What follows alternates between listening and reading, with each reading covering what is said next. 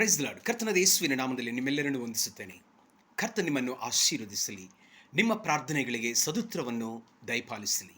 ಈ ಹೊತ್ತು ದೇವರ ವಾಕ್ಯವು ಯೋಹಾನ ಬರೆದ ಸುವಾರ್ತೆ 21ನೇ ಅಧ್ಯಾಯ 24, 25 ವಚನಗಳನ್ನು ಓದಿಕೊಳ್ಳೋಣ.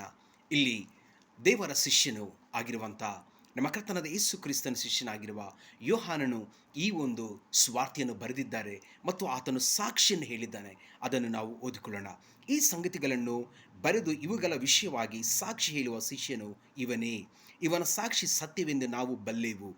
ಇದಲ್ಲದೆ ಯೇಸು ಮಾಡಿದ್ದು ಇನ್ನೂ ಬಹಳವಿದೆ. ಅದನ್ನೆಲ್ಲ ಒಂದೊಂದಾಗಿ ಬರೆಯುವುದಾದರೆ ಬರೆಯಬೇಕಾದ ಪುಸ್ತಕಗಳನ್ನು ಲೋಕವೇ ಹಿಡಿಸದೆ ಹೋದಿತೆಂದು ನಾನು ನೆನೆಸುತ್ತೇನೆ. ಕರ್ತನ ಈ ವಾಕ್ಯವನ್ನು ಆಶೀರ್ವದಿಸಲಿ. ಕರ್ತನಾದ ಯೇಸು ಸ್ವಾಮಿ ಆತನ ಮಾಡಿದ ಅದ್ಭುತ ಕಾರ್ಯಗಳನ್ನು ಮತ್ತು ನೋಡಿದಂಥ ವಿಷಯಗಳನ್ನು ಯೋಹಾನನು ಬರೆದಿದ್ದಾನೆ. ಇದು ಸತ್ಯ ಮತ್ತು ನಂಬತಕ್ಕಂಥದ್ದು.